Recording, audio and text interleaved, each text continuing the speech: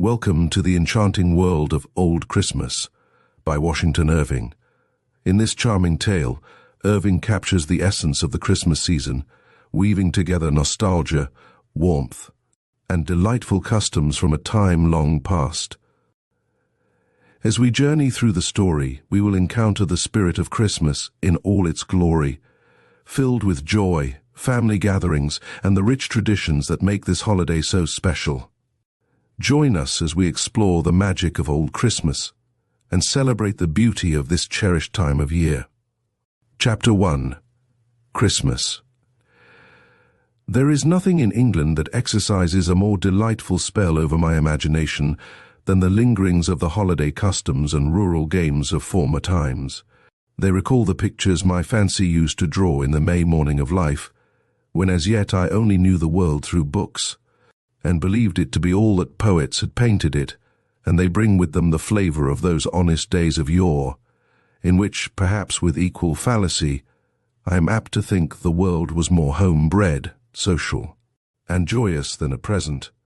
I regret to say that they are daily growing more and more faint, being gradually worn away by time, but still more obliterated by modern fashion. They resemble those picturesque morsels of Gothic architecture which we see crumbling in various parts of the country, partly dilapidated by the waste of ages, and partly lost in the additions and alterations of latter days.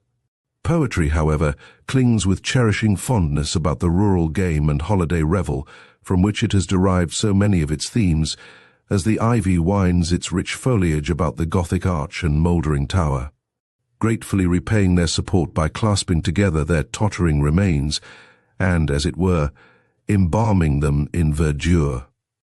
Of all the old festivals, however, that of Christmas awakens the strongest and most heartfelt associations. There is a tone of solemn and sacred feeling that blends with our conviviality and lifts the spirit to a state of hallowed and elevated enjoyment. The services of the church about this season are extremely tender and inspiring. They dwell on the beautiful story of the origin of our faith and the pastoral scenes that accompanied its announcement. They gradually increase in fervour and pathos during the season of Advent, until they break forth in full jubilee on the morning that brought peace and goodwill to men. I do not know a grander effect of music on the moral feelings than to hear the full choir and the pealing organ performing a Christmas anthem in a cathedral, and filling every part of the vast pile with triumphant harmony. It is a beautiful arrangement, also derived from days of yore, that this festival, which commemorates the announcement of the religion of peace and love, has been made the season for gathering together of family connections, and drawing closer again those bands of kindred hearts which the cares and pleasures and sorrows of the world are continually operating to cast loose, of calling back the children of a family who have launched forth in life and wandered widely asunder, once more to assemble about the paternal hearth, that rallying place of the affections, there to grow young and loving again among the endearing mementos of childhood. There is something in the very season of the year that gives a charm to the festivity of Christmas. At other times we derive a great portion of our pleasures from the mere beauties of nature. Our feelings sally forth and dissipate themselves over the sunny landscape, and we live abroad and everywhere. The song of the bird, the murmur of the stream, the breathing fragrance of spring, the soft voluptuousness of summer, the golden pomp of autumn, earth with its mantle of refreshing green, and heaven with its deep delicious blue and its cloudy magnificence, all fill us with mute but exquisite delight, and we revel in the luxury of mere sensation. But in the depth of winter, when nature lies despoiled of every charm and wrapped in her shroud of sheeted snow, we turn for our gratifications to moral sources. The dreariness and desolation of the landscape, the short, gloomy days and darksome nights, while they circumscribe our wanderings, shut in our feelings also from rambling abroad, and make us more keenly disposed for the pleasures of the social circle. Our thoughts are more concentrated, our friendly sympathies more aroused. We feel more sensibly the charm of each other's society, and are brought more closely together by dependence on each other for enjoyment. Heart calleth unto heart, and we draw our pleasures from the deep wells of living kindness, which lie in the quiet recesses of our bosoms, and which, when resorted to, furnish forth the pure element of domestic felicity. The pitchy gloom without makes the heart dilate on entering the room filled with the glow and warmth of the evening fire. The ruddy blaze diffuses an artificial summer and sunshine through the room, and lights up each countenance into a kindlier welcome. Where does the honest face of hospitality expand into a broader and more cordial smile? Where is the shy glance of love more sweetly eloquent than by the winter fireside? And as the hollow blast of wintry wind rushes through the hall, claps the distant door, whistles about the casement, and rumbles down the chimney, what can be more grateful than that feeling of sober and sheltered security with which we look around upon the comfortable chamber and the scene of domestic hilarity? The English, from the great prevalence of rural habits throughout every class of society, have always been fond of those festivals and holidays which agreeably interrupt the stillness of country life, and they were, in former days, particularly observant of the religious and social rites of Christmas. It is inspiring to read even the dry details which some antiquarians have given of the quaint humours, the burlesque pageants, the complete abandonment to mirth and good fellowship with which this festival was celebrated. It seemed to throw open every door and unlock every heart. It brought the peasant and the peer together, and blended all ranks in one warm, generous flow of joy and kindness. The old halls of castles and manor houses resounded with the harp and the Christmas carol, and their ample boards groaned under the weight of hospitality.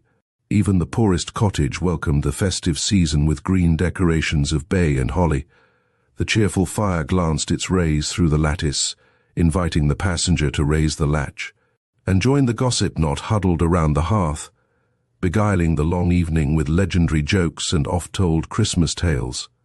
One of the least pleasing effects of modern refinement is the havoc it has made among the hearty old holiday customs.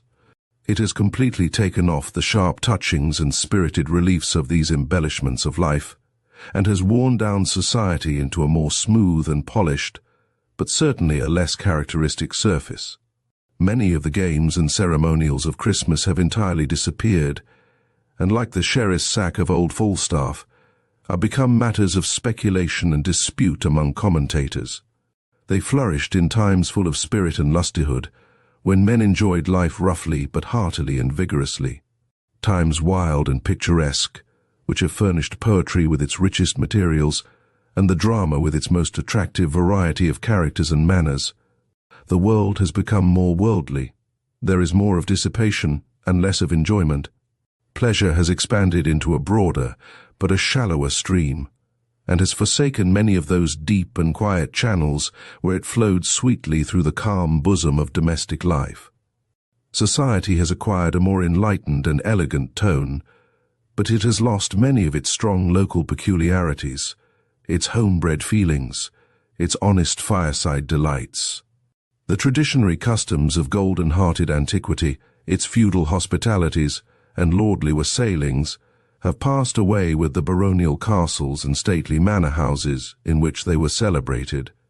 They comported with the shadowy hall, the great oaken gallery, and the tapestried parlour, but are unfitted to the light showy saloons and gay drawing-rooms of the modern villa. Shorn, however, as it is, of its ancient and festive honours, Christmas is still a period of delightful excitement in England. It is gratifying to see that home feeling completely aroused, which seems to hold so powerful a place in every English bosom. The preparations making on every side for the social board that is again to unite friends and kindred, the presence of good cheer passing and repassing, those tokens of regard, and quickeners of kind feelings, the evergreens distributed about houses and churches, emblems of peace and gladness. All these have the most pleasing effect in producing fond associations and kindling benevolent sympathies. Even the sound of the waits, rude as may be their minstrelsy, breaks upon the mid-watches of a winter night with the effect of perfect harmony. As I have been awakened by them in that still and solemn hour, when deep sleep falleth upon man, I have listened with a hushed delight, and connecting them with the sacred and joyous occasion, have almost fancied them into another celestial choir, announcing peace and goodwill to mankind. How delightfully the imagination, when wrought upon by these moral influences, turns everything to melody and beauty.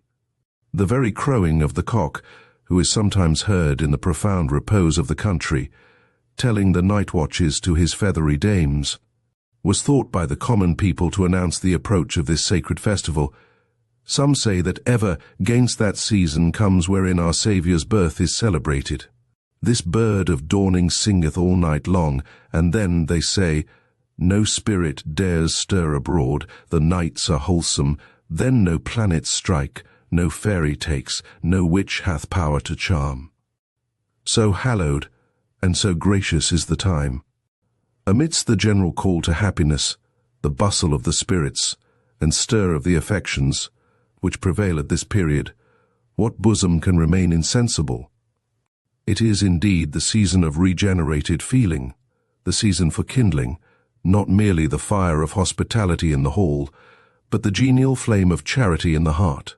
The scene of early love again rises green to memory beyond the sterile waste of years, and the idea of home, fraught with the fragrance of home-dwelling joys, reanimates the drooping spirit.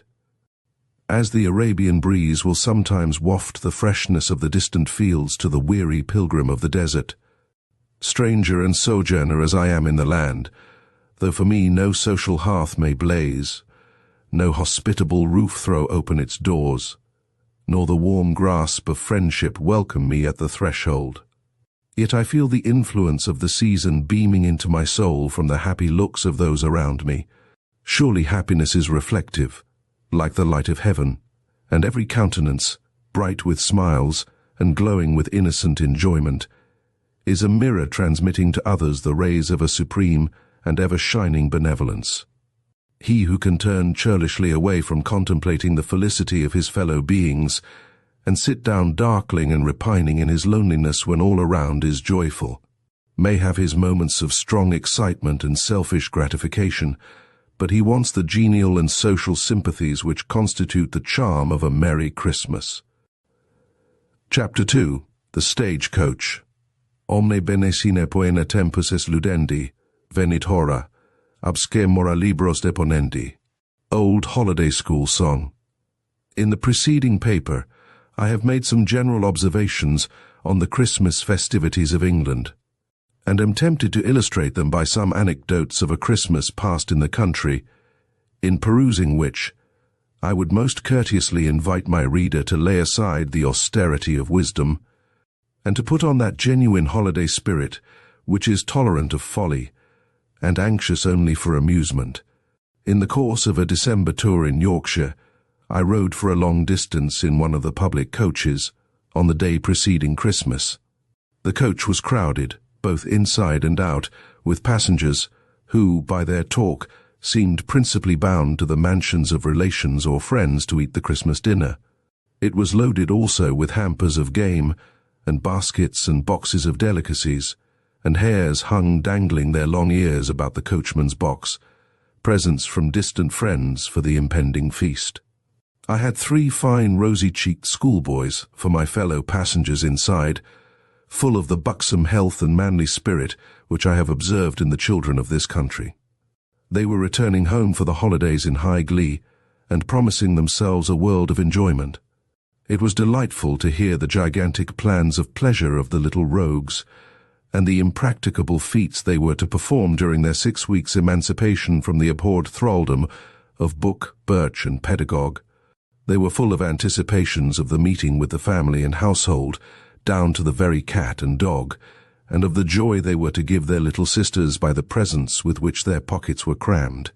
But the meeting to which they seemed to look forward with the greatest impatience was with Bantam, which I found to be a pony, and according to their talk, possessed of more virtues than any steed since the days of Bucephalus. How he could trot, how he could run, and then such leaps as he would take, there was not a hedge in the whole country that he could not clear.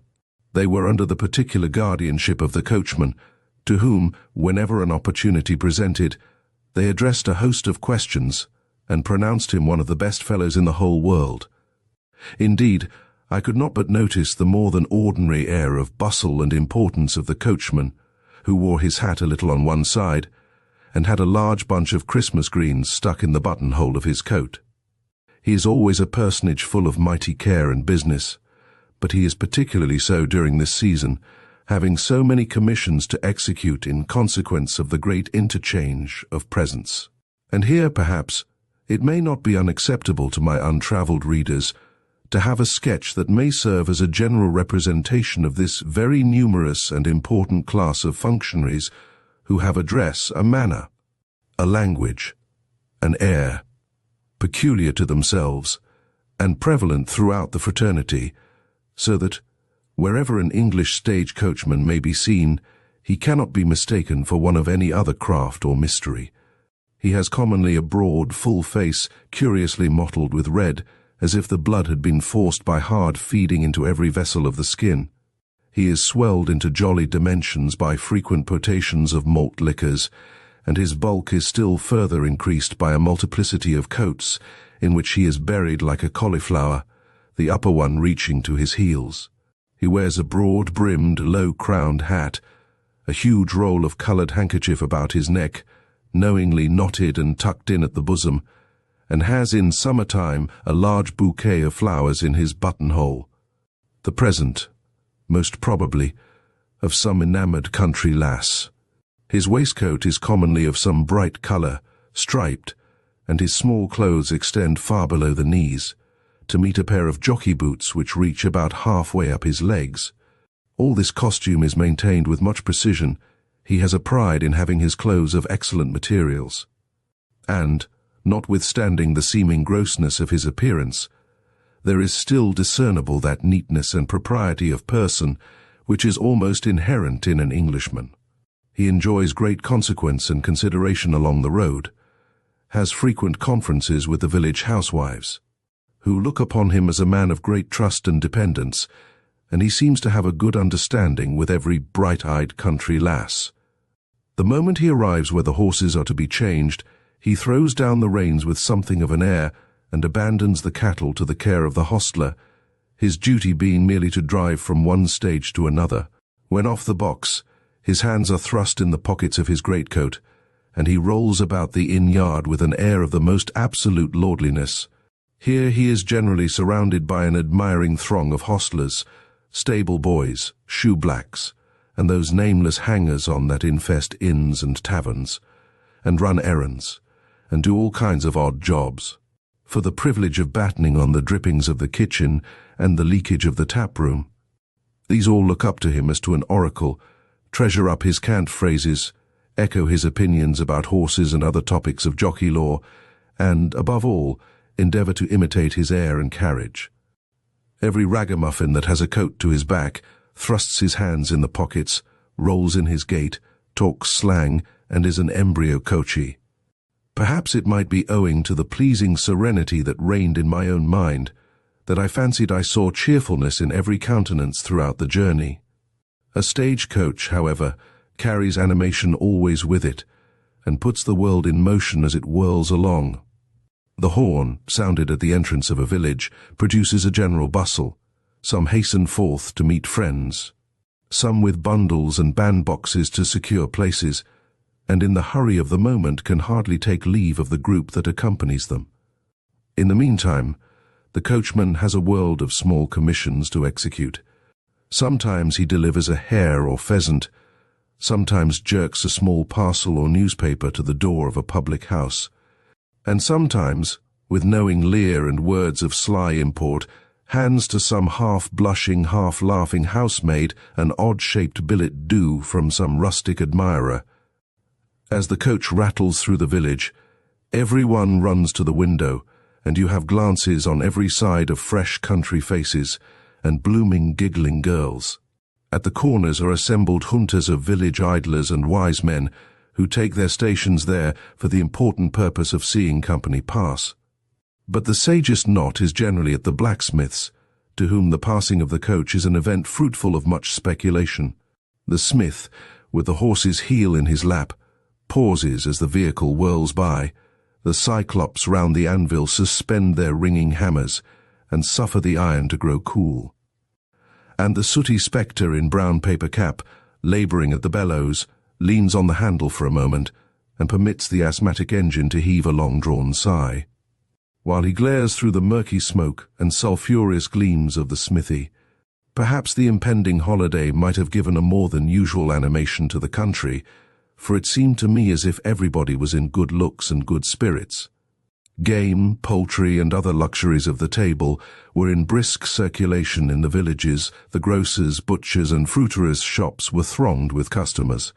The housewives were stirring briskly about, putting their dwellings in order, and the glossy branches of holly with their bright red berries began to appear at the windows.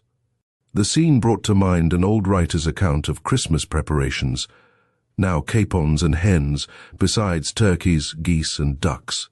With beef and mutton must all die, for in 12 days a multitude of people will not be fed with a little. Now plums and spice, sugar and honey square it among pies and broth.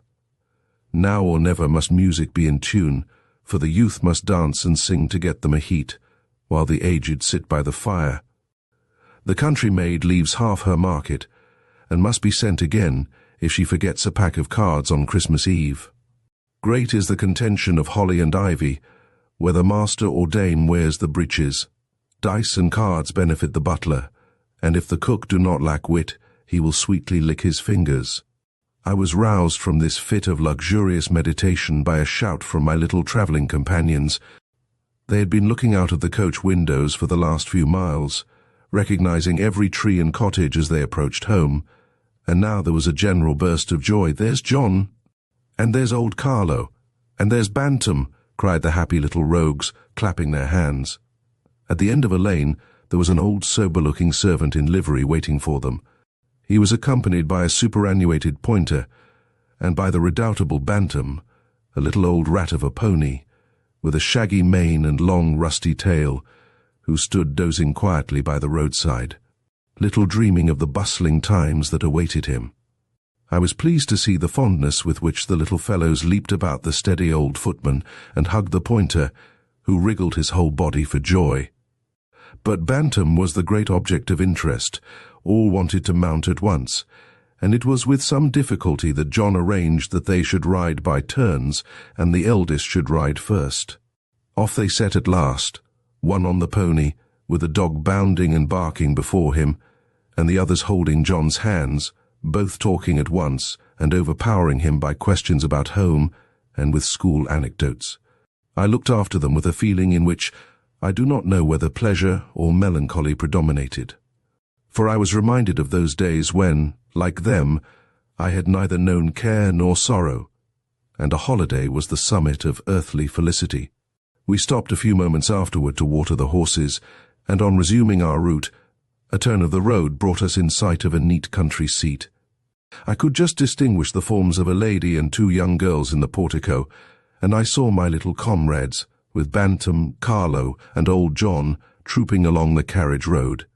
I leaned out of the coach window in hopes of witnessing the happy meeting, but a grove of trees shut it from my sight.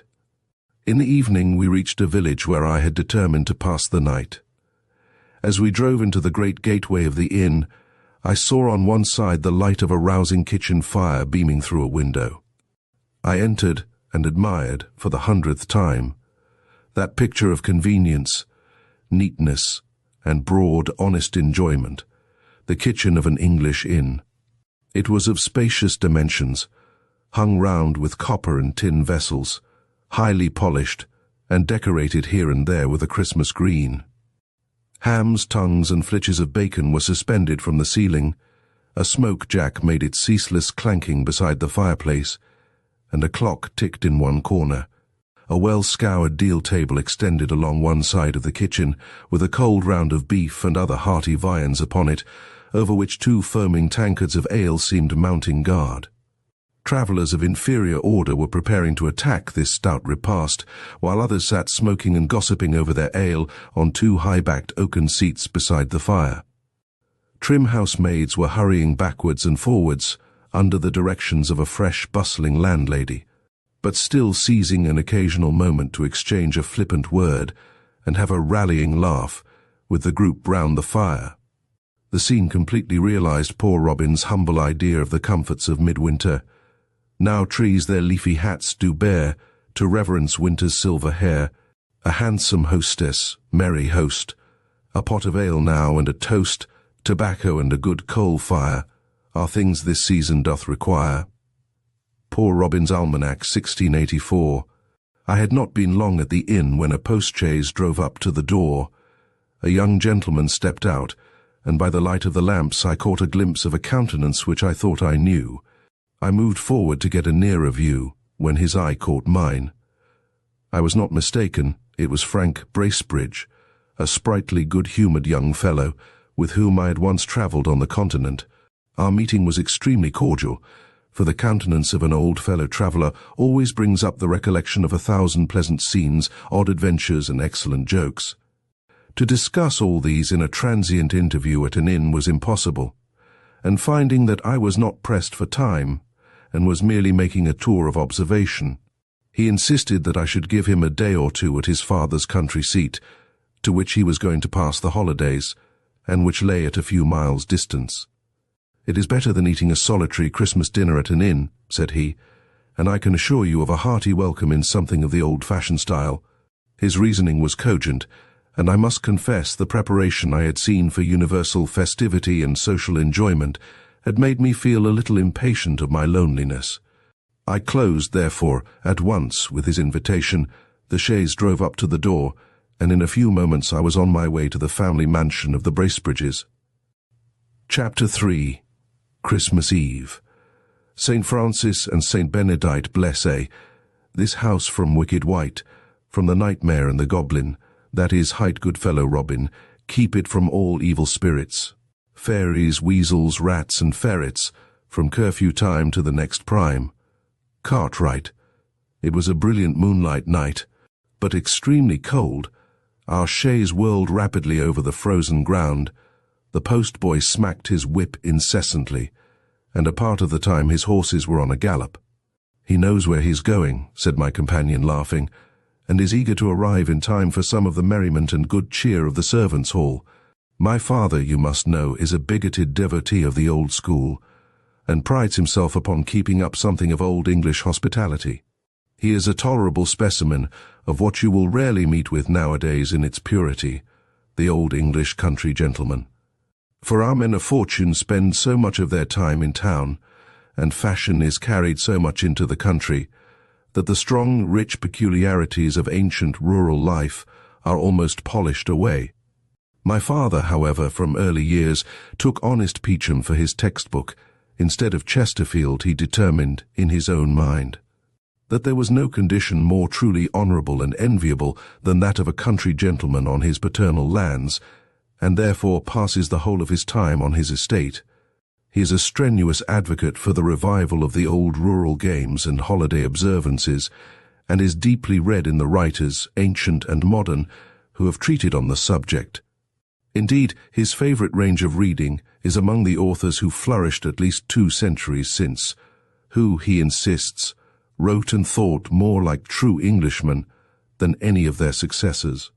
He even regrets sometimes that he had not been born a few centuries earlier, when England was itself, and had its peculiar manners and customs. As he lives at some distance from the main road, in rather a lonely part of the country, without any rival gentry near him, he has that most enviable of all blessings to an Englishman, an opportunity of indulging the bent of his own humour without molestation. Being representative of the oldest family in the neighbourhood, and a great part of the peasantry being his tenants, he is much looked up to, and, in general, is known simply by the appellation of the Squire, a title which has been accorded to the head of the family since time immemorial. I think it best to give you these hints about my worthy old father, to prepare you for any little eccentricities that might otherwise appear absurd. Peacham's Complete Gentleman, 1622. We had passed for some time along the wall of a park, and at length the chaise stopped at the gate. It was in a heavy, magnificent old style, of iron bars, fancifully wrought at top into flourishes and flowers.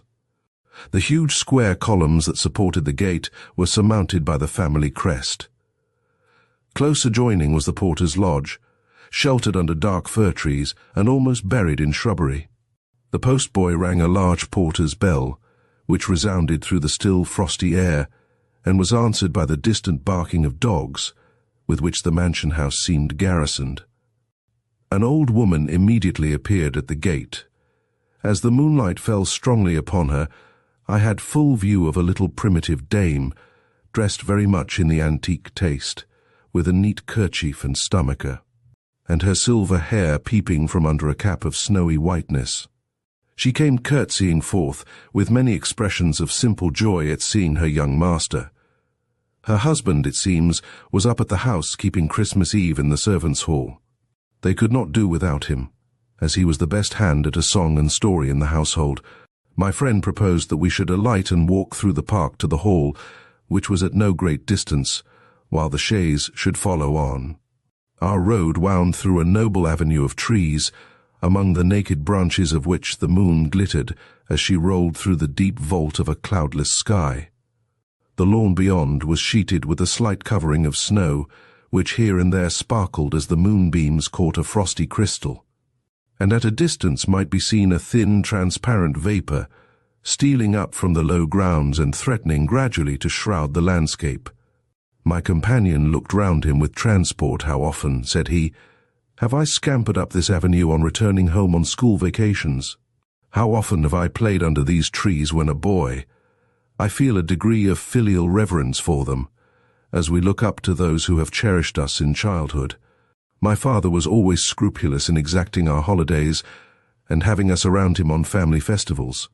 He used to direct and superintend our games with the strictness that some parents do the studies of their children.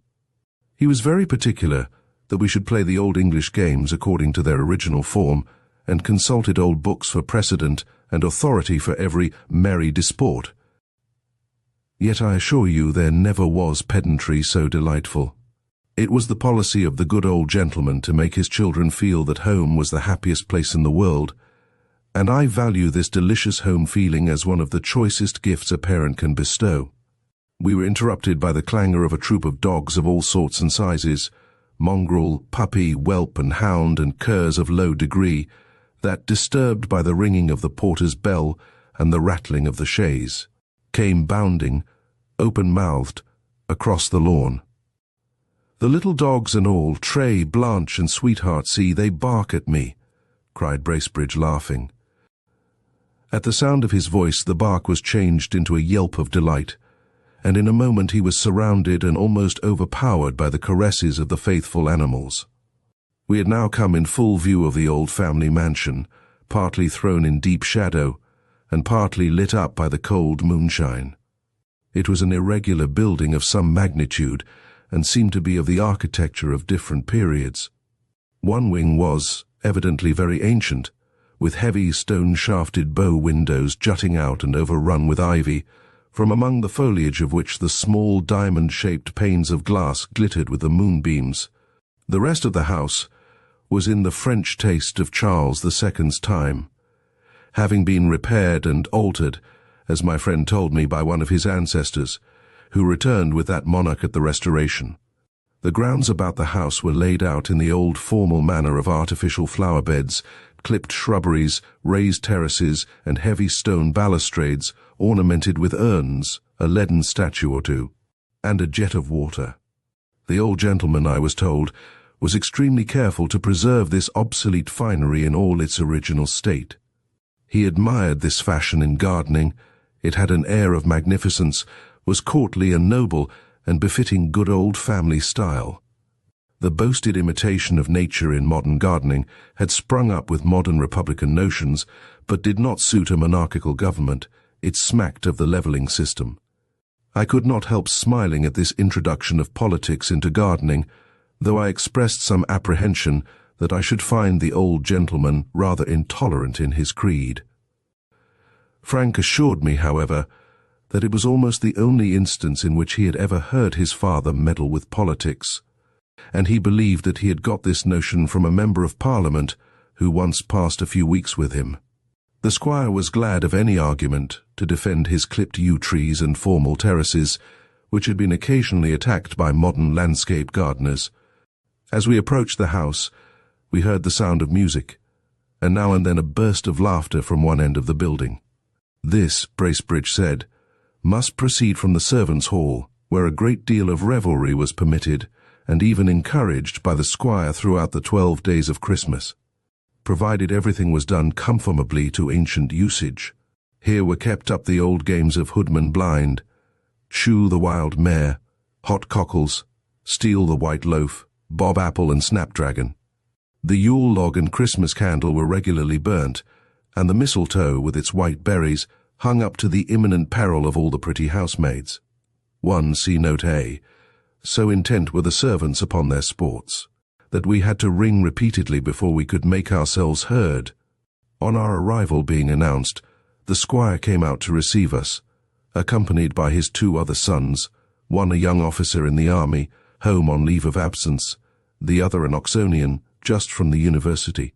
The squire was a fine, healthy-looking old gentleman, with silver hair curling lightly round an open, florid countenance, in which a physiognomist, with the advantage, like myself, of a previous hint or two, might discover a singular mixture of whim and benevolence. The family meeting was warm and affectionate. As the evening was far advanced, the squire would not permit us to change our travelling dresses, but ushered us at once to the company, which was assembled in a large old-fashioned hall. It was composed of different branches of a numerous family connection, where there were the usual proportion of old uncles and aunts, comfortably married dames, superannuated spinsters, blooming country cousins, half-fledged striplings, and bright-eyed boarding-school hoydens. They were variously occupied, some at a round game of cards, others conversing around the fireplace. At one end of the hall was a group of the young folks, some nearly grown up, others of a more tender and budding age, fully engrossed by a merry game, and a profusion of wooden horses, penny trumpets, and tattered dolls about the floor showed traces of a troop of little fairy beings, who, having frolicked through a happy day, had been carried off to slumber through a peaceful night. While the mutual greetings were going on between Bracebridge and his relatives, I had time to scan the apartment. I have called it a hall, for so it had certainly been in old times, and the squire had evidently endeavoured to restore it to something of its primitive state. Over the heavy projecting fireplace was suspended a picture of a warrior in armour standing by a white horse, and on the opposite wall hung helmet, buckler, and lance. At one end, an enormous pair of antlers were inserted in the wall, the branches serving as hooks on which to suspend hats, whips, and spurs, and in the corners of the apartment were fowling pieces, fishing rods, and other sporting implements. The furniture was of the cumbrous workmanship of former days, though some articles of modern convenience had been added, and the oaken floor had been carpeted, so that the whole presented an odd mixture of parlour and hall. The grate had been removed from the wide, overwhelming fireplace to make way for a fire of wood, in the midst of which was an enormous log glowing and blazing, and sending forth a vast volume of light and heat. This, I understood, was the Yule log, which the squire was particular in having brought in and illumined on a Christmas Eve, according to ancient custom. 2 see Note B. It was really delightful to see the old squire seated in his hereditary elbow chair by the hospitable fireside of his ancestors and looking around him like the sun of a system, beaming warmth and gladness to every heart. Even the very dog that lay stretched at his feet, as he lazily shifted his position and yawned, would look fondly up in his master's face, wag his tail against the floor, and stretch himself again to sleep. Confident of kindness and protection, there is an emanation from the heart in genuine hospitality which cannot be described, but is immediately felt, and puts the stranger at once at his ease. I had not been seated many minutes by the comfortable hearth of the worthy cavalier, before I found myself as much at home as if I had been one of the family. Supper was announced shortly after our arrival. It was served up in a spacious oaken chamber, the panels of which shone with wax, and around which were several family portraits decorated with holly and ivy. Beside the accustomed lights, 2 great wax tapers called Christmas candles, wreathed with greens, were placed on a highly polished buffet among the family plate. The table was abundantly spread with substantial fare, but the squire made his supper of frumenty, a dish made of wheat cakes boiled in milk with rich spices, being a standing dish in old times for Christmas Eve. I was happy to find my old friend, Minced Pie, in the retinue of the feast, and finding him to be perfectly orthodox, and that I need not be ashamed of my predilection. I greeted him with all the warmth wherewith we usually greet an old and very genteel acquaintance. The mirth of the company was greatly promoted by the humours of an eccentric personage, whom Mr. Bracebridge always addressed with the quaint appellation of Master Simon. He was a tight, brisk little man, with the air of an arrant old bachelor. His nose was shaped like the bill of a parrot. His face slightly pitted with the smallpox, with a dry perpetual bloom on it, like a frost-bitten leaf in autumn. He had an eye of great quickness and vivacity, with a drollery and lurking waggery of expression that was irresistible. He was evidently the wit of the family, dealing very much in sly jokes and innuendos with the ladies, and making infinite merriment by harpings upon old themes, which, unfortunately, my ignorance of the family chronicles did not permit me to enjoy.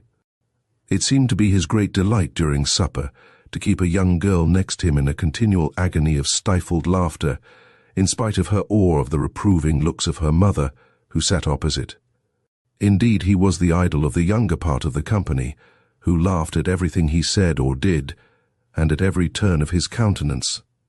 I could not wonder at it, for he must have been a miracle of accomplishments in their eyes.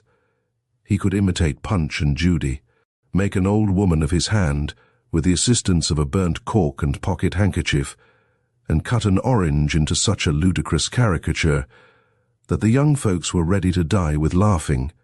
I was let briefly into his history by Frank Bracebridge. He was an old bachelor of a small independent income, which by careful management was sufficient for all his wants. He revolved through the family system like a vagrant comet in its orbit, sometimes visiting one branch, and sometimes another quite remote, as is often the case with gentlemen of extensive connections and small fortunes in England. He had a chirping, buoyant disposition, always enjoying the present moment, and his frequent change of scene and company prevented his acquiring those rusty, unaccommodating habits with which old bachelors are so uncharitably charged. He was a complete family chronicle, being versed in the genealogy, history, and intermarriages of the whole house of Bracebridge, which made him a great favourite with the old folks. He was a beau of all the elder ladies and superannuated spinsters, among whom he was habitually considered rather a young fellow. And he was a master of the revels among the children, so that there was not a more popular being in the sphere in which he moved than Mr. Simon Bracebridge. Of late years he had resided almost entirely with the squire, to whom he had become a factotum, and whom he particularly delighted by jumping with his humour in respect to old times, and by having a scrap of an old song to suit every occasion. We had presently a specimen of his last-mentioned talent, for no sooner was supper removed, and spiced wines and other beverages peculiar to the season introduced, than Master Simon was called on for a good old Christmas song. He bethought himself for a moment, and then, with a sparkle of the eye, and a voice that was by no means bad, excepting that it ran occasionally into a falsetto, like the notes of a split reed, he quavered forth the quaint old ditty, "Now Christmas is come, let us beat up the drum, and call all our neighbours together, and when they appear, let us make them such cheer as will keep out the wind and the weather," etc. The supper had disposed everyone to gaiety, and an old harper was summoned from the servants' hall, where he had been strumming all the evening, and to all appearance comforting himself with some of the squire's home brewed. He was a kind of hanger-on, I was told, of the establishment, and though ostensibly a resident of the village, was oftener to be found in the squire's kitchen than his own home, the old gentleman being fond of the sound of harp in hall. The dance, like most dances after supper, was a merry one. Some of the older folks joined in it, and the squire himself figured down several couples with a partner with whom he affirmed he had danced at every Christmas for nearly half a century.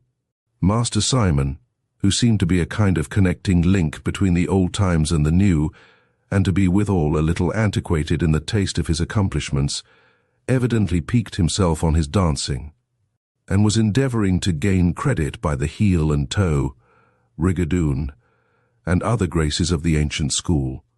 But he had unluckily assorted himself with a little romping girl from boarding school, who, by her wild vivacity, kept him continually on the stretch, and defeated all his sober attempts at elegance.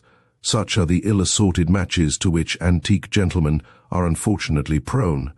The young Oxonian, on the contrary, had led out one of his maiden aunts, on whom the rogue played 1,000 little knaveries with impunity. He was full of practical jokes, and his delight was to tease his aunts and cousins. Yet, like all madcap youngsters, he was a universal favourite among the women.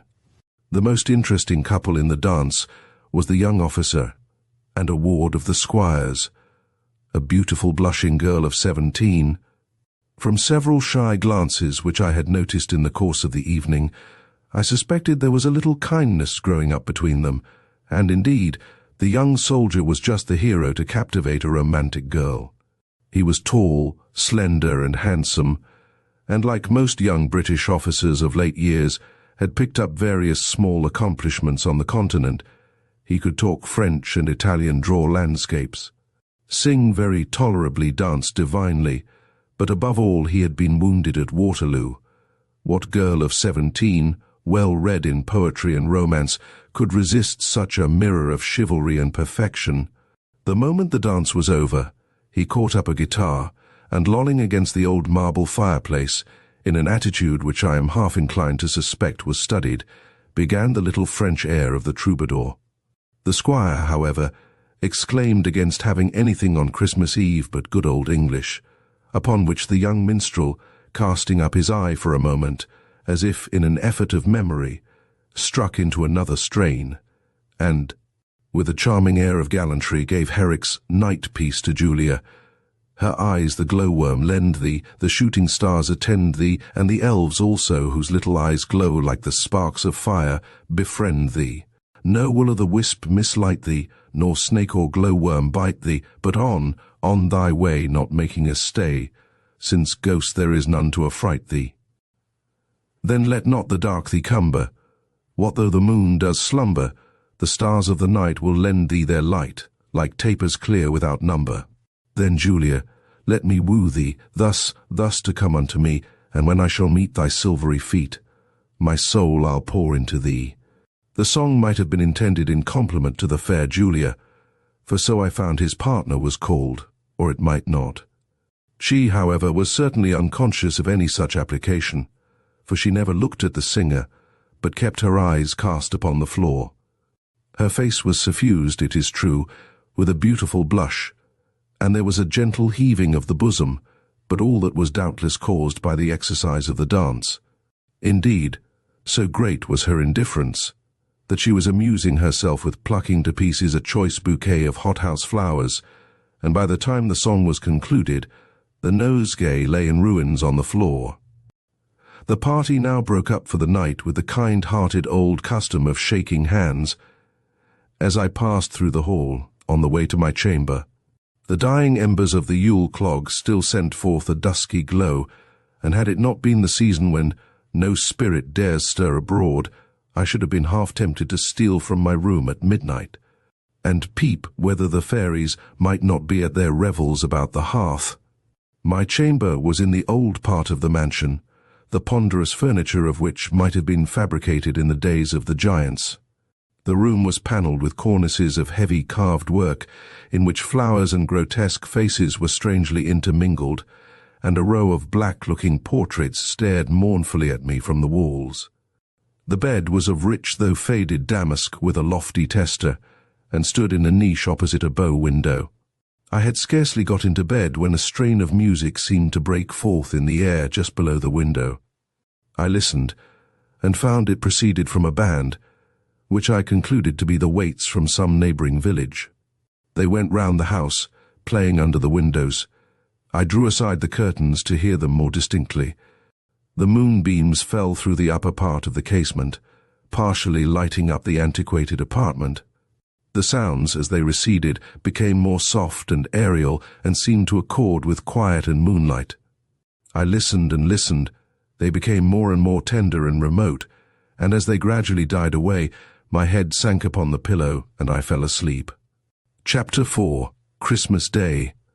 Dark and dull night, fly hence away, and give the honour to this day that sees December turned to May. Why does the chilling winter's morn smile like a field beset with corn, or smell like to a mead new shorn, thus on the sudden? Come and see the cause why things thus fragrant be. Herrick. When I awoke the next morning, it seemed as if all the events of the preceding evening had been a dream, and nothing but the identity of the ancient chamber convinced me of their reality. While I lay musing on my pillow, I heard the sound of little feet pattering outside of the door and a whispering consultation. Presently a choir of small voices chanted forth an old Christmas carol, the burden of which was, "Rejoice! Our Saviour, he was born on Christmas Day in the morning." I rose softly, slipped on my clothes, opened the door suddenly, and beheld one of the most beautiful little fairy groups that a painter could imagine. It consisted of a boy and 2 girls, the eldest not more than 6, and lovely as seraphs. They were going the rounds of the house, and singing at every chamber door, but my sudden appearance frightened them into mute bashfulness. They remained for a moment playing on their lips with their fingers, and now and then stealing a shy glance from under their eyebrows, until, as if by one impulse, they scampered away. And as they turned an angle of the gallery, I heard them laughing in triumph at their escape.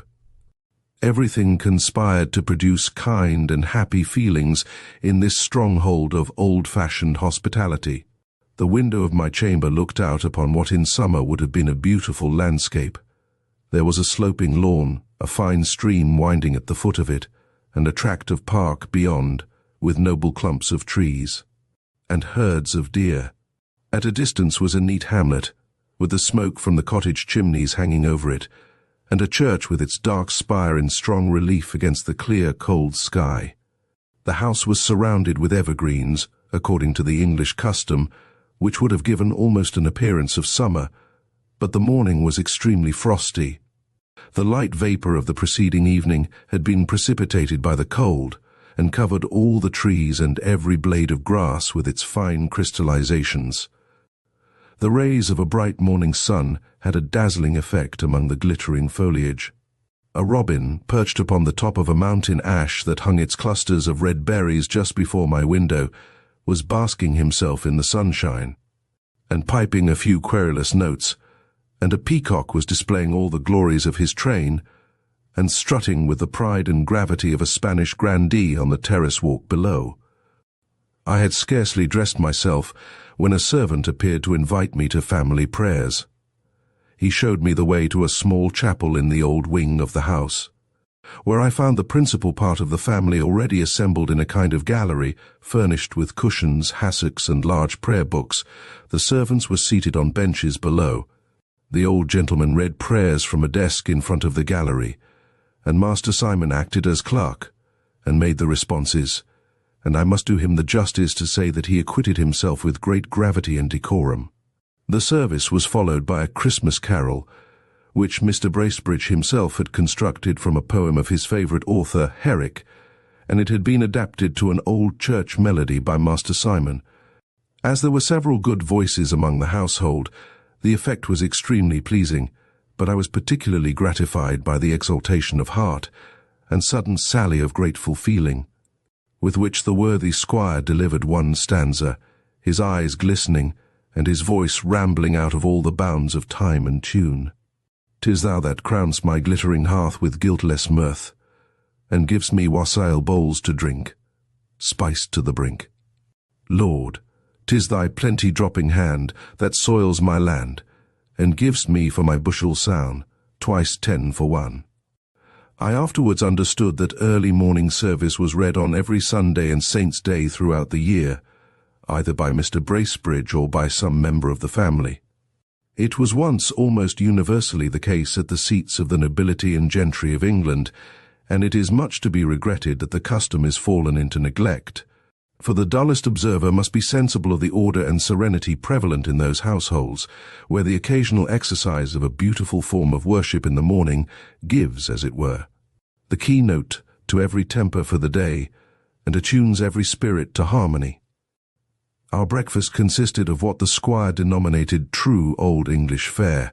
He indulged in some bitter lamentations over modern breakfasts of tea and toast, which he censured as among the causes of modern effeminacy and weak nerves, and the decline of old English heartiness, and though he admitted them to his table to suit the palates of his guests, yet there was a brave display of cold meats, wine and ale on the sideboard. After breakfast I walked about the grounds with Frank Bracebridge and Master Simon, or Mr. Simon as he was called by everybody but the squire. We were escorted by a number of gentlemen like dogs, that seemed loungers about the establishment, from the frisking spaniel to the steady old staghound, the last of which was of a race that had been in the family time out of mind. They were all obedient to a dog whistle which hung to Master Simon's buttonhole, and in the midst of their gambols would glance an eye occasionally upon a small switch he carried in his hand.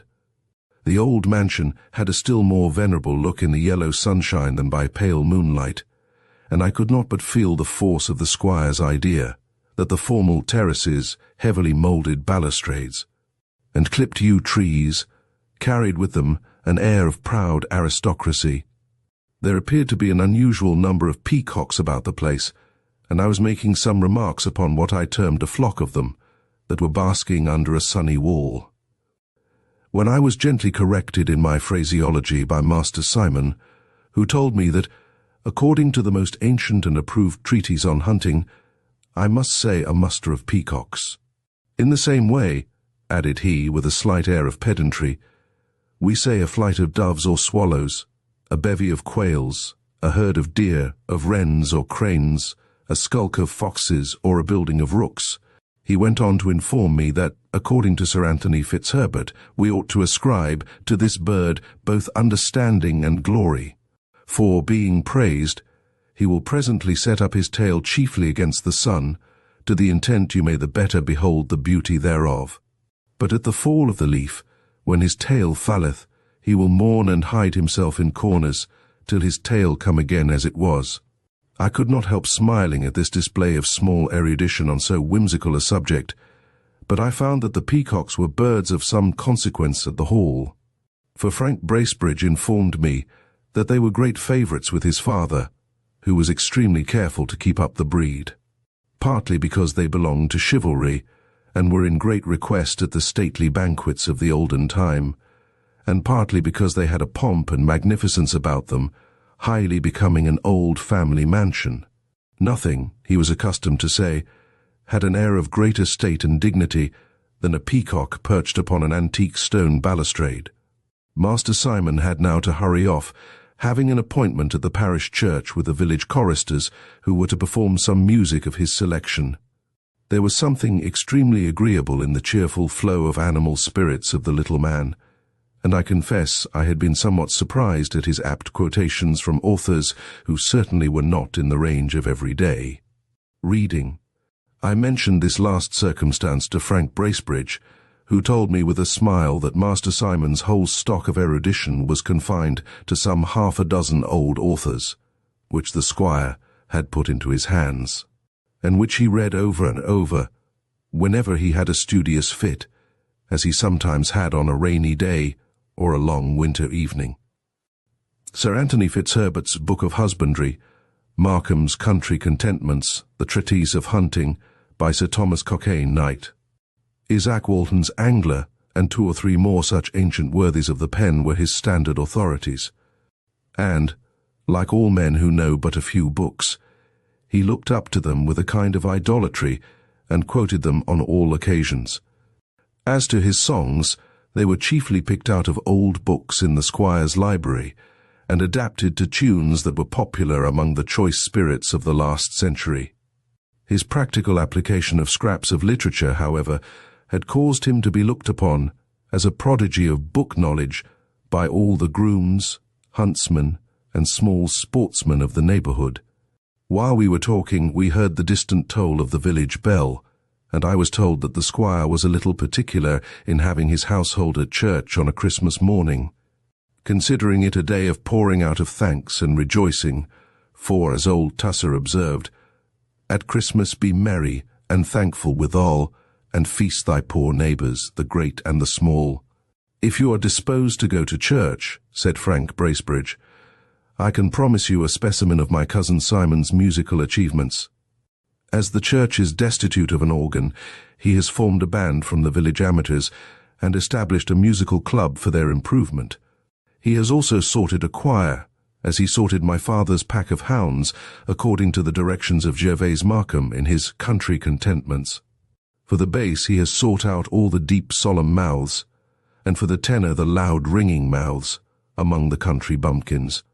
And for sweet mouths he has culled with curious taste among the prettiest lasses in the neighborhood, though these last, he affirms, are the most difficult to keep in tune, your pretty female singer being exceedingly wayward and capricious, and very liable to accident.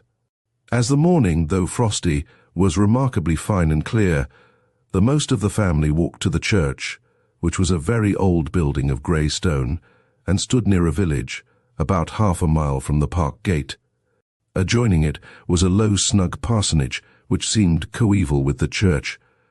The front of it was perfectly matted with a yew tree that had been trained against its walls, through the dense foliage of which apertures had been formed to admit light into the small antique lattices. As we passed this sheltered nest, the parson issued forth and preceded us. I had expected to see a sleek, well-conditioned pastor, such as is often found in a snug living in the vicinity of a rich patron's table, but I was disappointed. The parson was a little, meagre, black-looking man, with a grizzled wig that was too wide and stood off from each ear, so that his head seemed to have shrunk away within it, like a dried filbert in its shell. He wore a rusty coat, with great skirts, and pockets that would have held the church Bible and prayer book, and his small legs seemed still smaller, from being planted in large shoes decorated with enormous buckles. I was informed by Frank Bracebridge that the parson had been a chum of his father's at Oxford, and had received this living shortly after the latter had come to his estate. He was a complete black-letter hunter, and would scarcely read a work printed in the Roman character. The editions of Caxton and Wynkin de Worde were his delight, and he was indefatigable in his researches after such old English writers as have fallen into oblivion from their worthlessness, in deference, perhaps, to the notions of Mr. Bracebridge. He had made diligent investigations into the festive rites and holiday customs of former times, and had been as zealous in the inquiry as if he had been a boon companion. But it was merely with that plodding spirit with which men of a dust temperament follow up any track of study, merely because it is denominated learning, indifferent to its intrinsic nature, whether it be the illustration of the wisdom or of the ribaldry and obscenity of antiquity. He had pored over these old volumes so intensely that they seemed to have been reflected into his countenance indeed, which, if the face be an index of the mind, might be compared to a title page of black letter. On reaching the church porch, we found the parson rebuking the grey-headed sexton for having used mistletoe among the greens with which the church was decorated. It was, he observed, an unholy plant, profaned by having been used by the Druids in their mystic ceremonies, and though it might be innocently employed in the festive ornamenting of halls and kitchens, yet it had been deemed by the fathers of the church as unhallowed, and totally unfit for sacred purposes. So tenacious was he on this point, that the poor sexton was obliged to strip down a great part of the humble trophies of his taste, before the parson would consent to enter upon the service of the day. The interior of the church was venerable but simple. On the walls were several mural monuments of the Bracebridges, and just beside the altar was a tomb of ancient workmanship, on which lay the effigy of a warrior in armour, with his legs crossed, a sign of his having been a crusader. I was told it was one of the family who had signalized himself in the Holy Land, and the same whose picture hung over the fireplace in the hall. During service, Master Simon stood up in the pew and repeated the responses very audibly, evincing that kind of ceremonious devotion punctually observed by a gentleman of the old school and a man of old family connections. I observed, too, that he turned over the leaves of a folio prayer book with something of a flourish, possibly to show off an enormous seal ring which enriched one of his fingers and which had the look of a family relic. But he was evidently most solicitous about the musical part of the service, keeping his eye fixed intently on the choir and beating time with much gesticulation and emphasis. The orchestra was in a small gallery and presented a most whimsical grouping of heads, piled one above the other, among which I particularly noticed that of the village tailor, a pale fellow with a retreating forehead and chin, who played on the clarionet and seemed to have blown his face to a point. And there was another, a short pursy man, stooping and labouring at a bass viol, so as to show nothing but the top of a round bald head, like the egg of an ostrich. There were 2 or 3 pretty faces among the female singers, to which the keen air of a frosty morning had given a bright rosy tint. But the gentlemen choristers had evidently been chosen, like old Cremona fiddles, more for tone than looks. And as several had to sing from the same book, there were clusterings of odd physiognomies, not unlike those groups of cherubs we sometimes see on country tombstones. The usual services of the choir were managed tolerably well, the vocal parts generally lagging a little behind the instrumental, and some loitering fiddler now and then making up for lost time by travelling over a passage with prodigious celerity and clearing more bars than the keenest fox hunter to be in at the death. But the great trial was an anthem that had been prepared and arranged by Master Simon, and on which he had founded great expectation. Unluckily, there was a blunder at the very outset. The musicians became flurried. Master Simon was in a fever. Everything went on lamely and irregularly, until they came to a chorus beginning, "Now let us sing with one accord," which seemed to be a signal for parting company. All became discord and confusion. Each shifted for himself and got to the end as well, or rather as soon as he could, excepting one old chorister in a pair of horn spectacles bestriding and pinching a long sonorous nose, who, happening to stand a little apart and being wrapped up in his own melody, kept on a quavering course, wriggling his head, ogling his book, and winding all up by a nasal solo of at least 3 bars duration. The parson gave us a most erudite sermon on the rites and ceremonies of Christmas, and the propriety of observing it not merely as a day of thanksgiving, but of rejoicing, supporting the correctness of his opinions by the earliest usages of the Church, and enforcing them by the authorities of Theophilus of Caesarea, Saint Cyprian, Saint Chrysostom, Saint Augustine, and a cloud more of saints and fathers from whom he made copious quotations. I was a little at a loss to perceive the necessity of such a mighty array of forces to maintain a point which no one present seemed inclined to dispute. But I soon found that the good man had a legion of ideal adversaries to contend with, having, in the course of his researches on the subject of Christmas, got completely embroiled in the sectarian controversies of the Revolution, when the Puritans made such a fierce assault upon the ceremonies of the Church, and poor old Christmas was driven out of the land by proclamation of Parliament. The worthy parson lived but with times past, and knew but a little of the present. 3. See note C. Shut up among worm-eaten tomes in the retirement of his antiquated little study, the pages of old times were to him as the gazettes of the day, while the era of the Revolution was mere modern history. He forgot that nearly 2 centuries had elapsed since the fiery persecution of poor mince pie throughout the land, when plum porridge was denounced as mere popery, and roast beef as anti-Christian, and that Christmas had been brought in again triumphantly with the merry court of King Charles at the Restoration. He kindled into warmth with the ardour of his contest, and the host of imaginary foes with whom he had to combat, had a stubborn conflict with old Prynne, and 2 or 3 other forgotten champions of the Roundheads, on the subject of Christmas festivity, and concluded by urging his hearers, in the most solemn and affecting manner, to stand to the traditionary customs of their fathers, and feast and make merry on this joyful anniversary of the Church. I have seldom known a sermon attended apparently with more immediate effects, for, on leaving the church, the congregation seemed one and all possessed with the gaiety of spirit so earnestly enjoined by their pastor. The elder folks gathered in knots in the churchyard, greeting and shaking hands, and the children ran about crying, "Ule! Ule!" and repeating some uncouth rhymes, which the parson who had joined us informed me had been handed down from days of yore.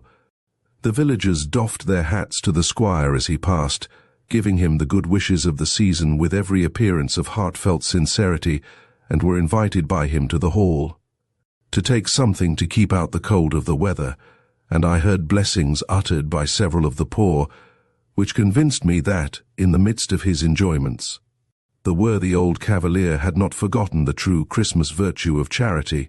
Ule, ule, 3 puddings in a pule, crack nuts and cry Yule.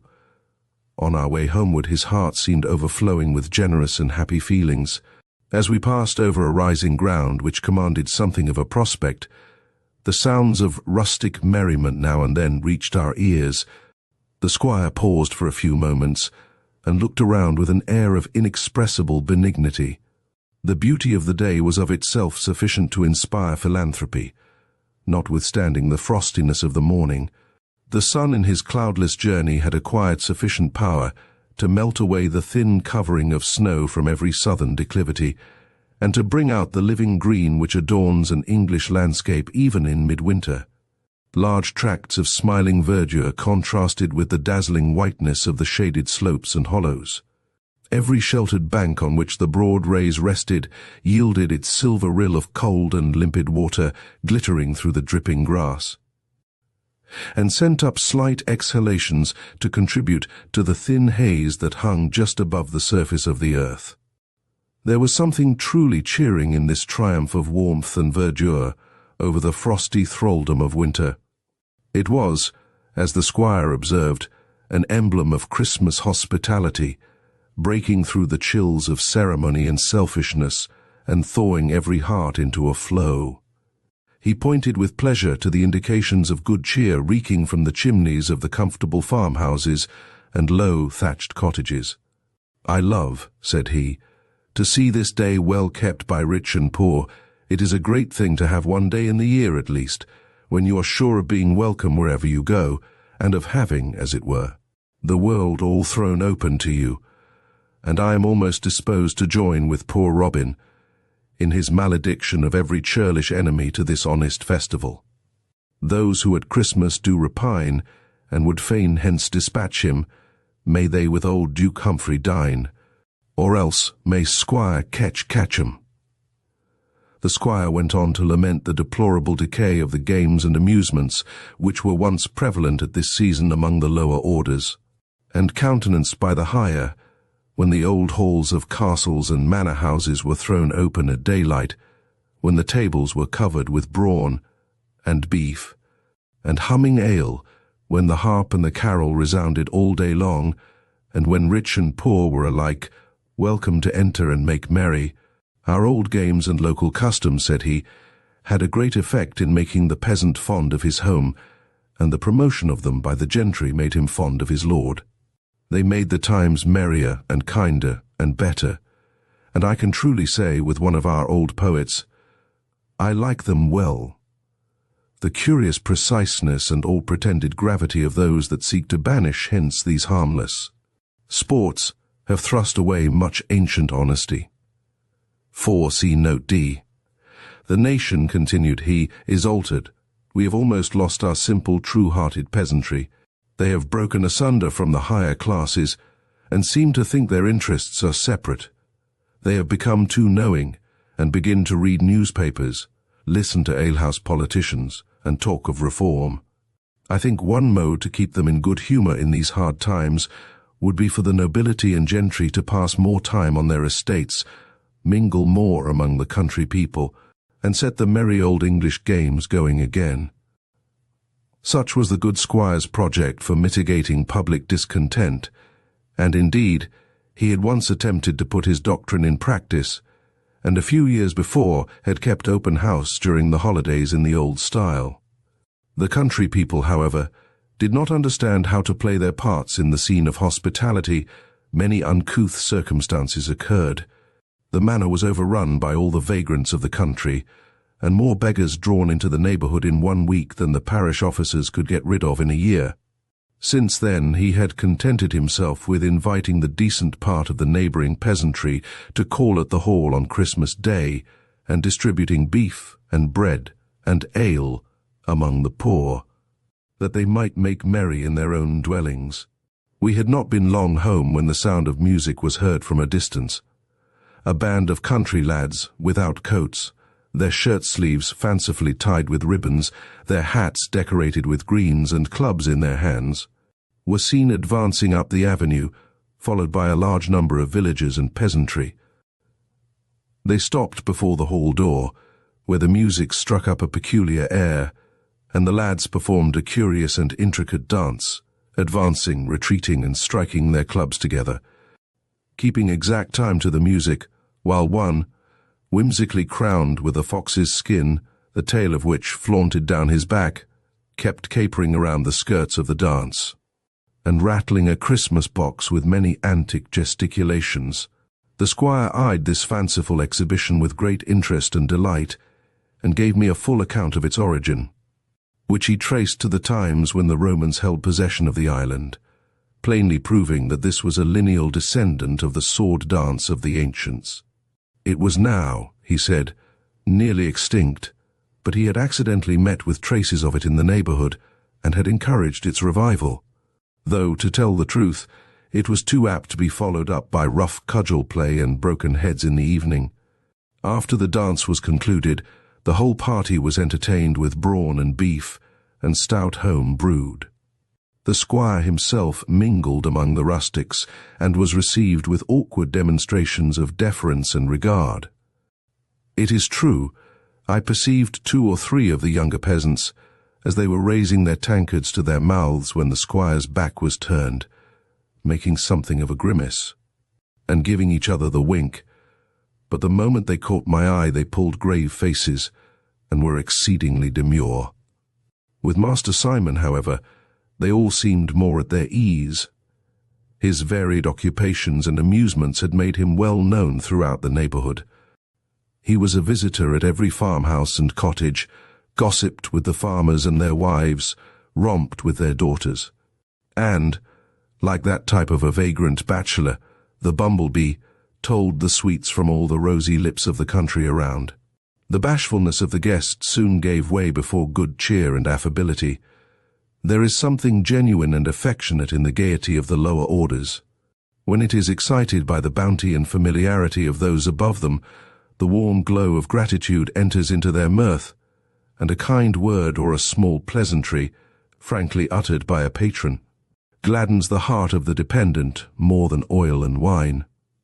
When the squire had retired, the merriment increased, and there was much joking and laughter, particularly between Master Simon and a hale, ruddy-faced, white-headed farmer, who appeared to be the wit of the village, for I observed all his companions to wait with open mouths for his retorts, and burst into a gratuitous laugh before they could well understand them.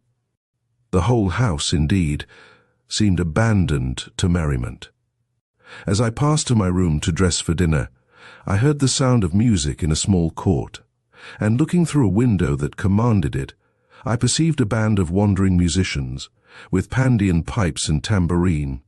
A pretty, coquettish housemaid was dancing a jig with a smart country lad, while several of the other servants were looking on. In the midst of her sport, the girl caught a glimpse of my face at the window, and colouring up, ran off with an air of roguish, affected confusion. Chapter 5. The Christmas Dinner. Lo, now is come the joyfulst feast. Let every man be jolly, eke room with ivy leaves is dressed, and every post with holly. Now all our neighbours' chimneys smoke, and Christmas blocks are burning, their ovens they with buck meats choke, and all their spits are turning. Without the door let sorrow lie, and if for cold it hap to die, we'll bury it in a Christmas pie, and evermore be merry. Withers's Juvenilia. I had finished my toilet and was loitering with Frank Bracebridge in the library when we heard a distant thwacking sound, which he informed me was a signal for the serving up of the dinner. The squire kept up old customs in kitchen as well as hall, and the rolling pin, struck upon the dresser by the cook, summoned the servants to carry in the meats. Just in this nick the cook knocked thrice, and all the waiters in a trice his summons did obey. Each serving man, with dish in hand, marched boldly up, like our train band, presented and away. Sir John Suckling. The dinner was served up in the great hall, where the squire always held his Christmas banquet. A blazing, crackling fire of logs had been heaped on to warm the spacious apartment, and the flame went sparkling and wreathing up the wide-mouthed chimney. The great picture of the Crusader and his white horse had been profusely decorated with greens for the occasion, and holly and ivy had likewise been wreathed around the helmet and weapons on the opposite wall, which I understood were the arms of the same warrior. I must own, by the by, I had strong doubts about the authenticity of painting and armour as having belonged to the Crusader, they certainly having the stamp of more recent days, but I was told that the painting had been so considered time out of mind, and that as to the armour, it had been found in a lumber room and elevated to its present situation by the squire, who at once determined it to be the armour of the family hero, and as he was absolute authority on all such subjects to his own household, the matter had passed into current acceptation. A sideboard was set out just under this chivalric trophy, on which was a display of plate that might have vied, at least in variety, with Belshazzar's parade of the vessels of the temple. Flagons, cans, cups, beakers, goblets, basins, and ewers, the gorgeous utensils of good companionship that had gradually accumulated through many generations of jovial housekeepers. Before these stood the 2 Yule candles, beaming like 2 stars of the first magnitude. Other lights were distributed in branches, and the whole array glittered like a firmament of silver. We were ushered into this banqueting scene with the sound of minstrelsy, the old harper being seated on a stool beside the fireplace, and twanging his instrument with a vast deal more power than melody. Never did Christmas board display a more goodly and gracious assemblage of countenances. Those who were not handsome were, at least, happy, and happiness is a rare improver of your hard-favoured visage. I always consider an old English family as well worth studying as a collection of Holbein's portraits or Albert Durer's prints. There is much antiquarian lore to be acquired, much knowledge of the physiognomies of former times. Perhaps it may be from having continually before their eyes those rows of old family portraits with which the mansions of this country are stocked. Certain it is that the quaint features of antiquity are often most faithfully perpetuated in these ancient lines, and I have traced an old family nose through a whole picture gallery, legitimately handed down from generation to generation, almost from the time of the Conquest. Something of the kind was to be observed in the worthy company around me. Many of their faces had evidently originated in a Gothic age and been merely copied by succeeding generations. And there was one little girl, in particular, of staid demeanour, with a high Roman nose and an antique vinegar aspect, who was a great favourite of the squire's, being, as he said, a Bracebridge all over, and the very counterpart of one of his ancestors who figured in the court of Henry VIII. The parson said grace, which was not a short, familiar one, such as is commonly addressed to the deity in these unceremonious days, but a long, courtly, well-worded one of the ancient school. There was now a pause, as if something was expected, when suddenly the butler entered the hall with some degree of bustle. He was attended by a servant on each side with a large wax light, and bore a silver dish, on which was an enormous pig's head, decorated with rosemary, with a lemon in its mouth, which was placed with great formality at the head of the table. The moment this pageant made its appearance, the harper struck up a flourish, at the conclusion of which the young Oxonian, on receiving a hint from the squire, gave, with an air of the most comic gravity, an old carol, the first verse of which was as follows: Caput apri defero redens laudes Domino. The boar's head in hand bring I, with garlands gay and rosemary. I pray you all sing merrily estis in convivio. Though prepared to witness many of these little eccentricities, from being apprised of the peculiar hobby of mine host, yet, I confess, the parade with which so odd a dish was introduced somewhat perplexed me, until I gathered from the conversation of the squire and the parson that it was meant to represent the bringing in of the boar's head. A dish formerly served up with much ceremony and the sound of minstrelsy and song at great tables on Christmas Day.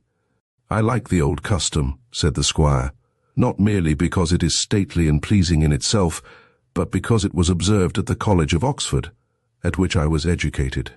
When I hear the old song chanted, it brings to mind the time when I was young and gamesome, and the noble old college hall and my fellow students loitering about in their black gowns, many of whom, poor lads, are now in their graves. The parson, however, whose mind was not haunted by such associations, and who was always more taken up with the text than the sentiment, objected to the Oxonian's version of the carol, which he affirmed was different from that sung at college. He went on with the dry perseverance of a commentator to give the college reading, accompanied by sundry annotations. Addressing himself at first to the company at large, but finding their attention gradually diverted to other talk and other objects, he lowered his tone as his number of auditors diminished, until he concluded his remarks, in an undervoice, to a fat-headed old gentleman next him, who was silently engaged in the discussion of a huge plateful of turkey. 5. See note E. The table was literally loaded with good cheer, and presented an epitome of country abundance, in this season of overflowing larders. A distinguished post was allotted to ancient sirloin, as mine host termed it, being, as he added, the standard of old English hospitality, and a joint of goodly presence and full of expectation. There were several dishes quaintly decorated, and which had evidently something traditionary in their embellishments, but about which, as I did not like to appear over-curious, I asked no questions. I could not, however, but notice a pie magnificently decorated with peacock's feathers, in imitation of the tail of that bird, which overshadowed a considerable tract of the table. This, the squire confessed, with some little hesitation, was a pheasant pie, though a peacock pie was certainly the most authentical. But there had been such a mortality among the peacocks this season that he could not prevail upon himself to have one killed. 6. See note F. It would be tedious, perhaps, to my wiser readers, who may not have that foolish fondness for odd and obsolete things to which I am a little given, were I to mention the other makeshifts of this worthy old humorist, by which he was endeavouring to follow up, though at humble distance, the quaint customs of antiquity.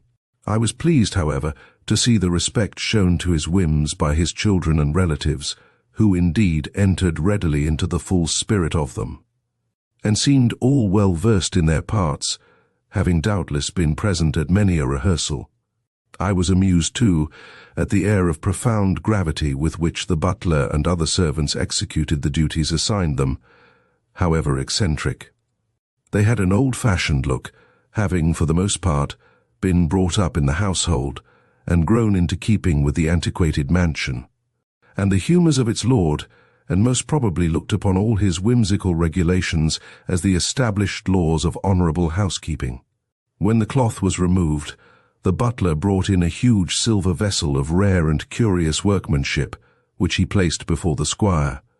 Its appearance was hailed with acclamation, being the wassail bowl, so renowned in Christmas festivity.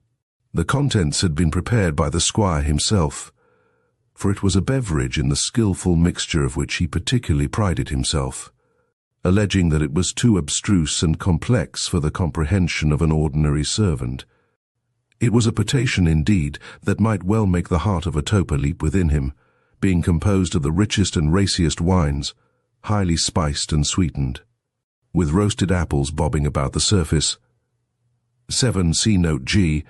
The old gentleman's whole countenance beamed with a serene look of indwelling delight as he stirred this mighty bowl.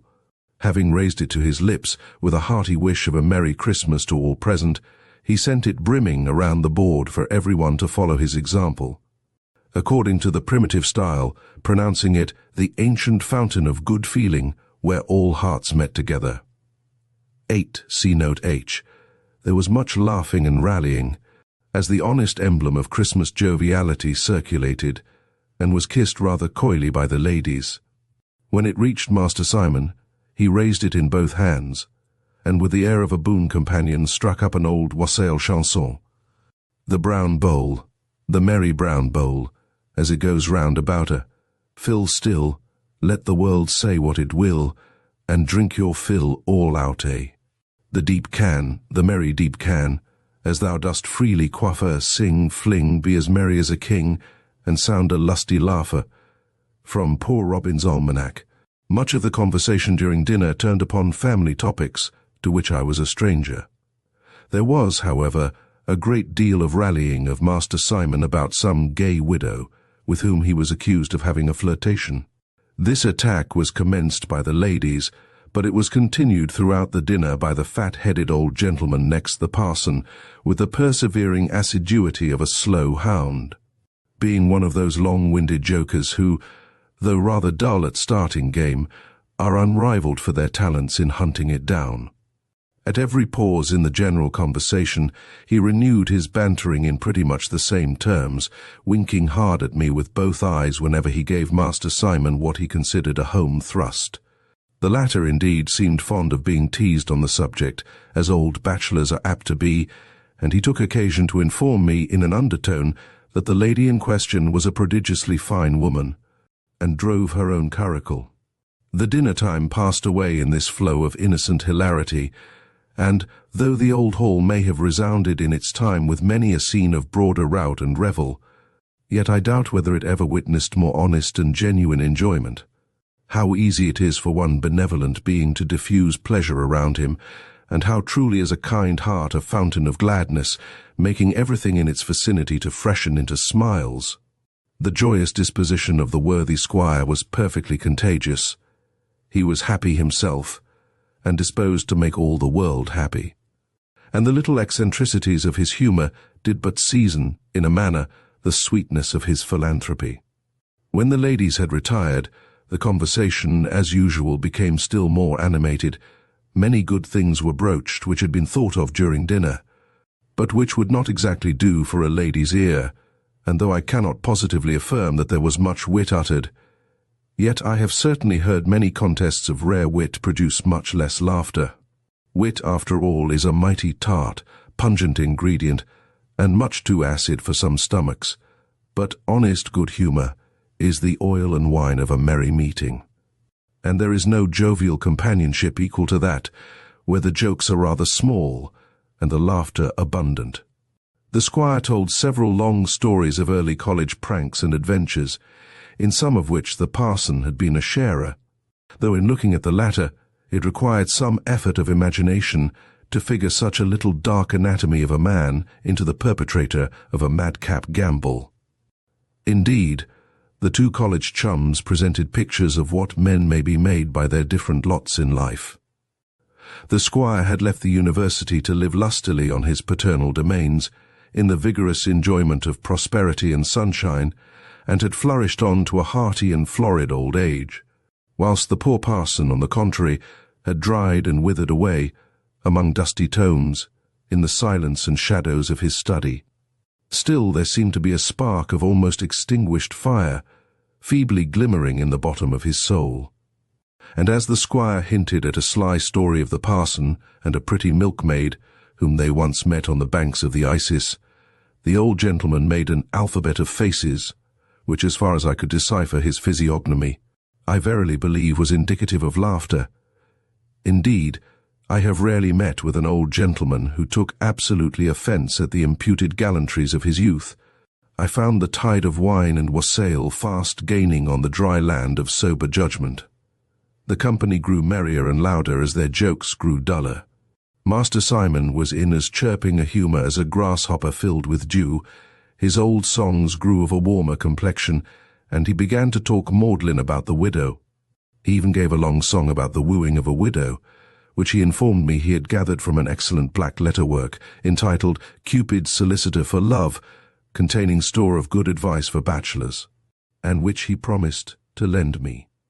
The first verse was to this effect: He that will woo a widow must not dally.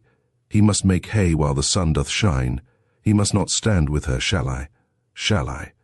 But boldly say, widow, thou must be mine. This song inspired the fat-headed old gentleman, who made several attempts to tell a rather broad story out of Joe Miller. That was pat to the purpose, but he always stuck in the middle, everybody recollecting the latter part excepting himself. The parson, too, began to show the effects of good cheer, having gradually settled down into a doze, and his wig sitting most suspiciously on one side. Just at this juncture we were summoned to the drawing-room, and, I suspect, at the private instigation of mine host, whose joviality seemed always tempered with a proper love of decorum. After the dinner-table was removed, the hall was given up to the younger members of the family, who, prompted to all kind of noisy mirth by the Oxonian and Master Simon, made its old walls ring with their merriment. As they played at romping games, I delight in witnessing the gambols of children, and particularly at this happy holiday season, and could not help stealing out of the drawing-room on hearing one of their peals of laughter. I found them at the game of blind man's buff. Master Simon, who was the leader of their revels, and seemed on all occasions to fulfill the office of that ancient potentate, the Lord of Misrule, was blinded in the midst of the hall.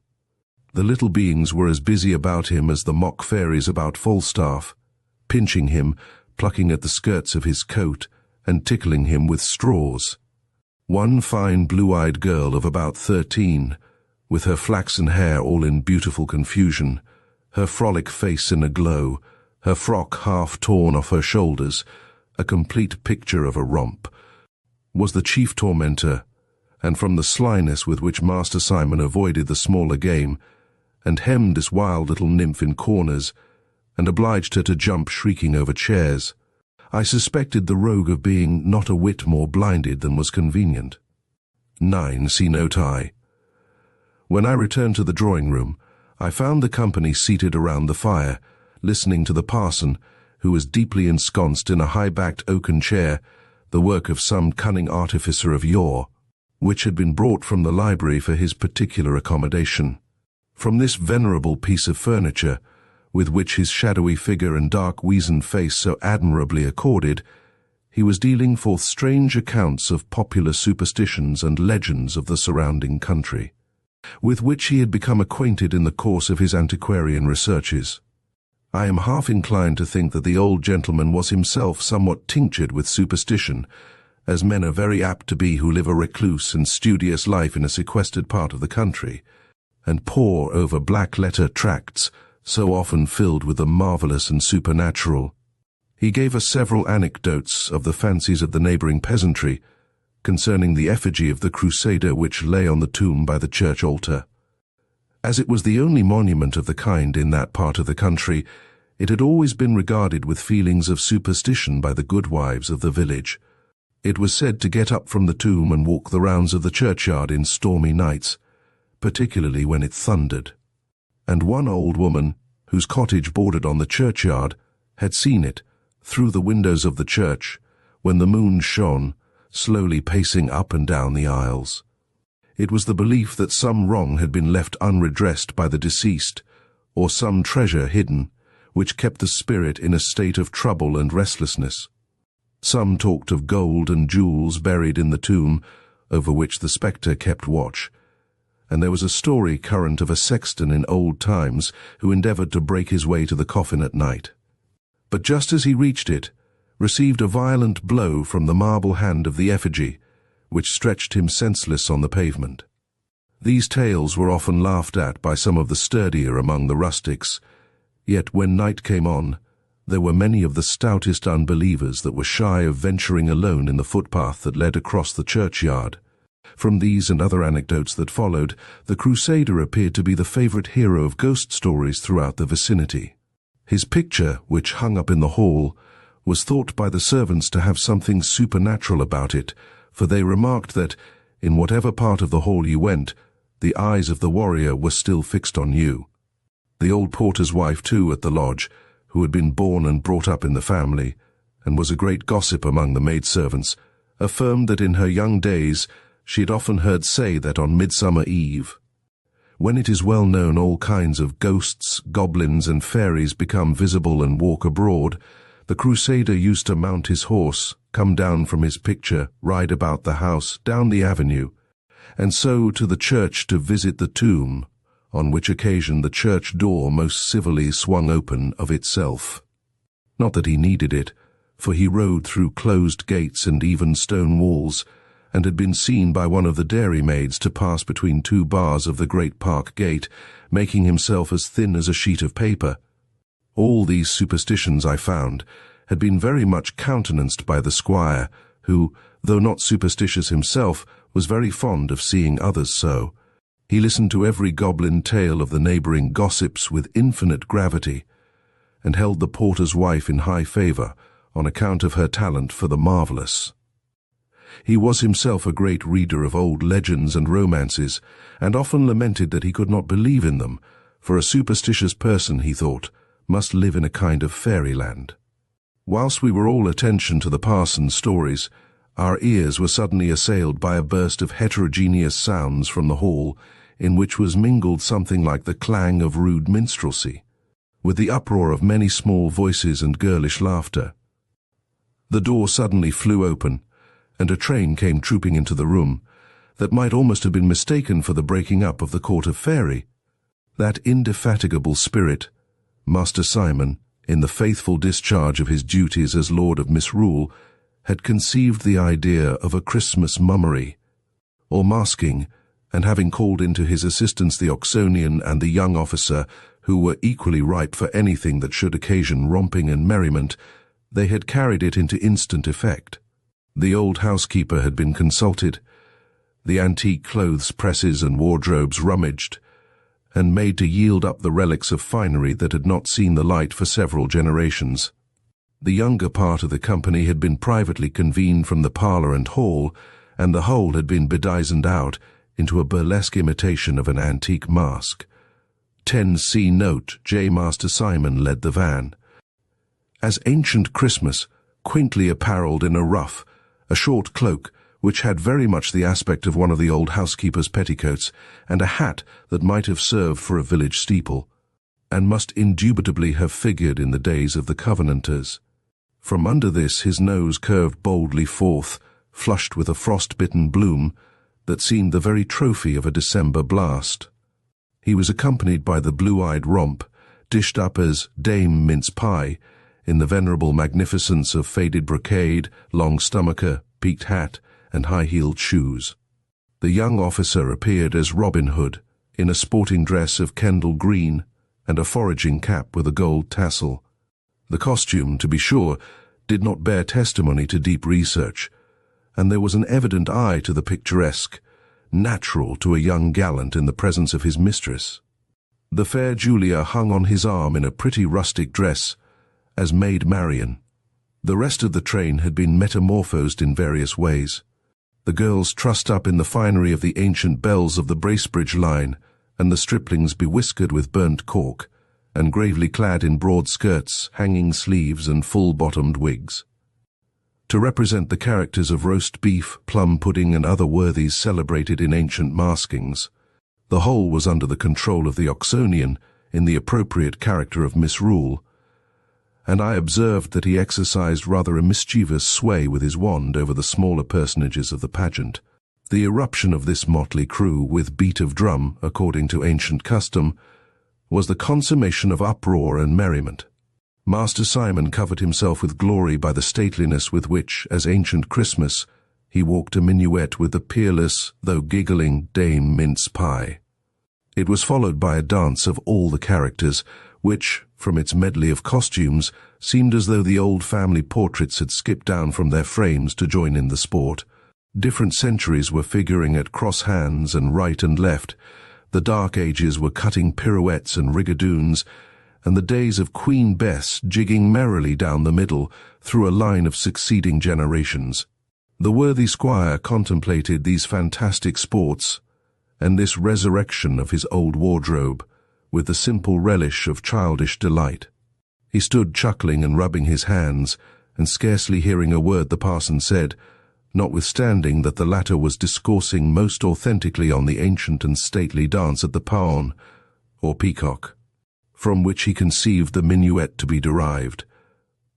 For my part, I was in a continual excitement, from the varied scenes of whim and innocent gaiety passing before me. It was inspiring to see wild-eyed frolic and warm-hearted hospitality breaking out from among the chills and glooms of winter, and old age throwing off his apathy, and catching once more the freshness of youthful enjoyment.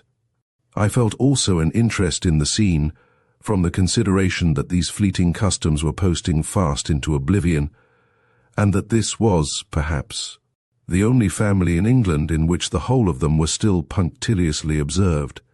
There was a quaintness, too, mingled with all this revelry that gave it a peculiar zest. It was suited to the time and place. And as the old manor house almost reeled with mirth and wassail, it seemed echoing back the joviality of long-departed years. 11. See Note K. But enough of Christmas and its gambols. It is time for me to pause in this garrulity. Methinks I hear the questions asked by my graver readers. To what purpose is all this? How is the world to be made wiser by this talk? Alas, is there not wisdom enough extant for the instruction of the world? And if not, are there not thousands of abler pens labouring for its improvement? It is so much pleasanter to please than to instruct to play the companion, rather than the preceptor. What, after all, is the mite of wisdom that I could throw into the mass of knowledge? Or how am I sure that my sagest deductions may be safe guides for the opinions of others? But in writing to amuse, if I fail, the only evil is my own disappointment. If, however, I can by any lucky chance, in these days of evil, rub out one wrinkle from the brow of care, or beguile the heavy heart of one moment of sorrow, if I can now and then penetrate through the gathering film of misanthropy, prompt a benevolent view of human nature, and make my reader more in good humour with his fellow beings and himself, surely I shall not then have written entirely in vain. Thank you for joining us on this journey through Old Christmas by Washington Irving. We hope you enjoyed revisiting the timeless traditions and heartwarming scenes that define the holiday season. As we reflect on the themes of togetherness and joy, let us carry the spirit of Christmas in our hearts, embracing the connections we share with family and friends. Remember to subscribe to Storytime Haven for more wonderful stories that celebrate the magic of life and the beauty of storytelling.